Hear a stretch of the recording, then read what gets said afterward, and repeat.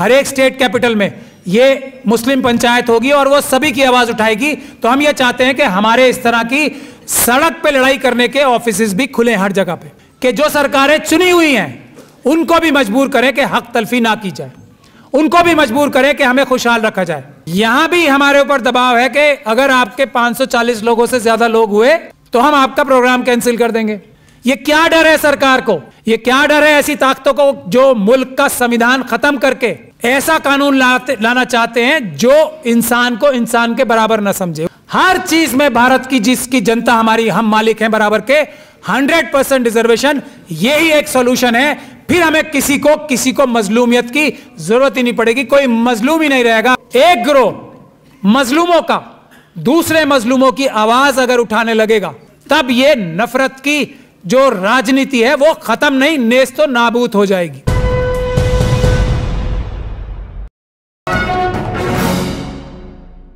हमारा ये program all India Muslim महापंचायत, आप सभी लोगों को पता है, ये रामलीला मैदान में होना था।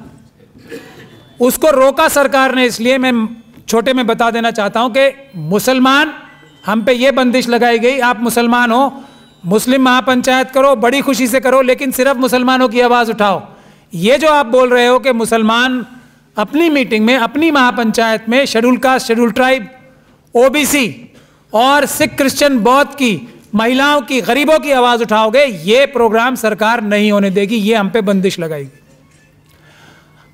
और प्रोग्राम की परमिशन देके कैंसिल किया गया। हम लोगों ने कोर्ट से इजाज़त ली, लेकिन कोर्ट को भी यह बताया गया कि 10,000 से ज़्यादा की परमिशन नहीं देनी चाहिए। कोर्ट ने हमारे ऊपर 10,000 की बंदिश लगाई। उसके बावजूद भी रुकावटें, कोर्ट के आदेश के खिलाफ जाकर भी रुकावटें सरकार ने डालना बंद नहीं किया। तो हम लोगों ने यह फैसला किया, मौलाना तौक़ी रज़ा ने इस बात का हमें सजेशन दिया कि इससे भी अच्छा एक रास्ता निकाला जाए। हम हर स्टेट में एक मुस्लिम पंचायत करें जिसमें 500 लोगों की कमोबेश गैदरिंग की जाए, महनाज लोगों को बुलाया जाए, ओपिनियन मेकर्स को बुलाया जाए, और जब उसमें कुछ फैसले लिए जाएं। और आज की महफिल में भी मौलाना तौक़ी रज़ा साहब अभी कोई जो इस मीटिंग का फैसला आप सब लोगों से डिस्कस करके निकाला जाएगा उसका भी ऐलान करेंगे, क्योंकि हम लोग प्रैक्टिकल रास्ता, बहादुरी वाला रास्ता, ऐसा रास्ता जिससे हमें फायदा पहुंचे, सिर्फ ज़बानी जमा खर्च ना हो, वो निकालने के लिए आज यहां इकट्ठे हुए हैं। तो उस फैसले का भी ऐलान आप लोगों के सामने अभी होगा। मैं आप लोगों को पस मंजर बताना चाहता हूं। अभी इस प्रोग्राम को भी 18 तारीख की रामलीला मैदान में होना चाहिए था, लेकिन स्पेशल सेल ने हमें बताया कि 80,000 से भी ज्यादा लोग हो जाएंगे। यहां भी हमारे ऊपर दबाव है कि अगर आपके 540 लोगों से ज्यादा लोग हुए तो हम आपका प्रोग्राम कैंसिल कर देंगे। यह क्या डर है सरकार को, यह क्या डर है ऐसी ताकतों को जो मुल्क का संविधान खत्म करके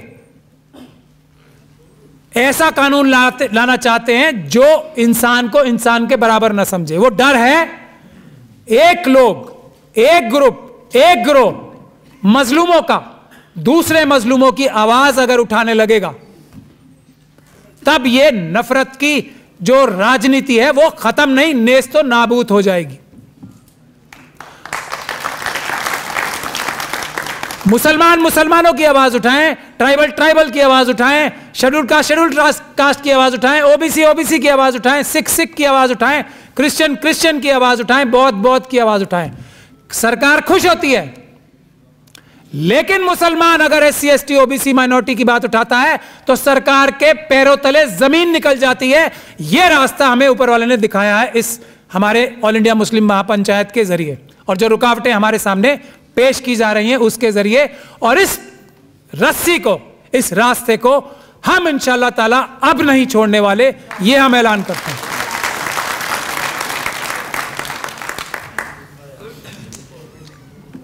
हमारे मुल्क में बाबा साहब डॉक्टर भीमराव अंबेडकर ने जो संविधान दिया है, मैं बार बार जय भीम बोलता हूं, बहुत सारे लोग हैरान भी होते हैं कि पूछते भी हैं मुझसे। मैं बहुत ही चंद अल्फाज में अपनी बात खत्म करूंगा। यह जो भारत का संविधान बना है, यह सिर्फ इंसान को इंसान के बराबरी का हक नहीं दिलवाता, यह बल्कि उसको इज्जत से जिंदगी दिलवाने के लिए भी सब वसाइल मुहैया कराता है।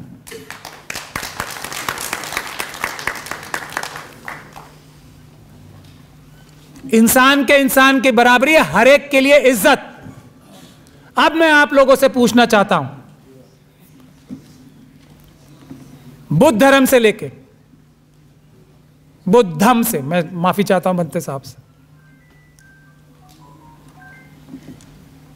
क्रिश्चियनिटी, जुडाइज्म, इस्लाम, सिखिज्म, लिंगायतिज्म और हमारे जितने भी लीडर्स रहे, कायद रहे, रविदास, कबीरदास, रैदास, जितने भी महान शख्सियतें रही हैं, उनका सोशल मैसेज, रसूल अल्लाह का सोशल मैसेज चाहता। हज, रोजा, नमाज, ज़कात, ये एक मुसलमान अपने फायदे के लिए करता है, अपनी निजात के लिए करता है। इसी तरीके से अलग अलग मजहब के लोग अपनी निजात के लिए पूजा करते हैं, कोई चर्च में जाते हैं, कोई कुछ करते हैं। अल्लाह ताला ने, उस रब्बुल इज्जत ने, उसने एक सबसे बड़ी ताकत ने हर इंसान की जिम्मेदारी क्या लगाई है कि हर एक के लिए इंसाफ और बराबरी के लिए जद्दोजहद करो, जिहाद करो।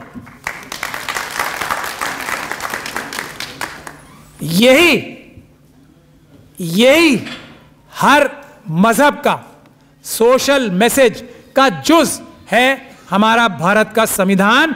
और इस संविधान को बनाने में बाबा साहब और उनके मुट्ठी भर साथियों को कितनी मेहनत लगी थी, इसका अंदाजा तभी आपको लगेगा जब आप उस वक्त के हालात देखो कि बाबा साहब डॉक्टर भीमराव अंबेडकर को, मुस्लिम कम्युनिटी को उनके हारने के बाद पूरी ताकत लगा के संविधान बनाने की कमेटी में भेजना पड़ा था। यह इस बात का सबसे बड़ा सबूत है। लोग जाने नहीं देना चाहते थे बाबा साहब को, क्योंकि बाबा साहब यह करते कि सभी मजहबों की अच्छी बात, सोशल मैसेज इकट्ठा करके वो, और इसी की वजह से, और इस संविधान में ही सारे सॉल्यूशन है हमारे। एक वोट का हक देकर, जो एक वोट लोग नहीं चाहते थे कि हर एक को एक वोट का बराबर का हक मिले, इस मुल्क के हर एक जमीन की गहराइयों से आसमान की ऊंचाइयों तक, इस मुल्क के हर एक बाशिंदे को एक वोट का अधिकार देके बाबा साहब डॉक्टर भीमराव अंबेडकर के संविधान ने, आपके और हमारे संविधान ने हमें इस मुल्क का बराबर का मालिक बनाया है। यह भारत का संविधान।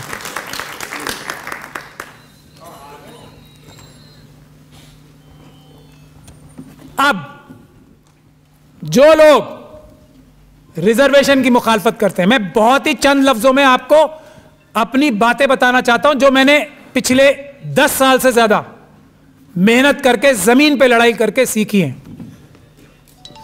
हमें कोई ऐसा रास्ता निकालना पड़ेगा, मौलाना भी ऐलान करेंगे, जिससे ये जो हमने नफ्स पकड़ी है ना, मुसलमान सिर्फ मुसलमान की बात करें, कोई गलत बात नहीं है, बिल्कुल गलत बात नहीं है, सही बात है। सब मजलूम है, मुसलमान भी मजलूम है, शेड्यूल कास्ट भी मजलूम है, शेड्यूल ट्राइब भी मजलूम है, ओबीसी भी मजलूम है, सिख, क्रिश्चियन, बौद्ध भी मजलूम है, गरीब भी मजलूम है। कुछ मुट्ठी भर लोग हैं जो मुल्क के सारे वसाइल, जो मुल्क के हर एक परिवार को खुशहाल बना सकते हैं, वो अपने कब्जे में करके बैठे हैं। 1% से भी कम लोग।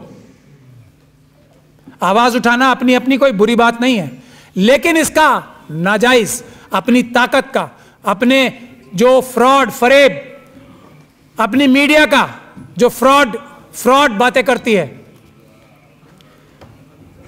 अपने उन जेबी इंडस्ट्रियलिस्ट के जरिए सारे मुल्क के वसाइल कब्जा करके और उसका इस्तेमाल करके अगर कोई एक इंडिविजुअल ग्रुप अपनी आवाज उठाता है तो उसका नाजायज इस्तेमाल करके, पोलराइजेशन करके उसका नाजायज फायदा नुकसान करने वाले ही उठाते हैं। इसीलिए हमें कोई ऐसा रास्ता ढूंढना पड़ेगा और वो रास्ता भारत के संविधान में ही मौजूद है। रिजर्वेशन का कॉन्सेप्ट भारत के संविधान में ही मौजूद है। एक वोट और एक आदमी, एक बराबर एक के जो मिशन सेव कॉन्स्टिट्यूशन का मोटो भी है, जो उसका सिंबल भी है, वो क्या है? रिजर्वेशन है हर एक इंडिविजुअल इंसान के लिए उसका बराबर का हक दिलवाने के लिए। तो अगर हम एक कॉमन एजेंडा बना सकें, एक कॉमन एजेंडा बना सकें, तो हम सब लोगों की मुसीबतों का समाधान हो जाएगा। वो कॉमन एजेंडा बनाने ही हम आज यहां बैठे हैं।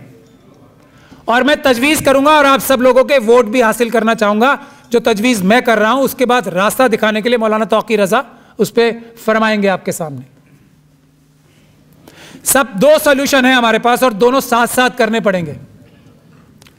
पहला सबसे बड़ा सॉल्यूशन है कि हम पार्लियामेंट में, असेंबली में, दूसरे इलेक्टेड जगहों पे बाबा साहब डॉक्टर भीमराव अंबेडकर का जो पहला फॉर्मूला था ना, पूना पैक्ट से पहले, जिसकी जितनी संख्या भारी उतने उसके नुमाइंदे हर एक इलेक्टेड बॉडी में, पार्लियामेंट में, असेंबली में, कॉरपोरेशंस में, ग्राम पंचायत में होने चाहिए। संख्या भारी के हिसाब से होने चाहिए।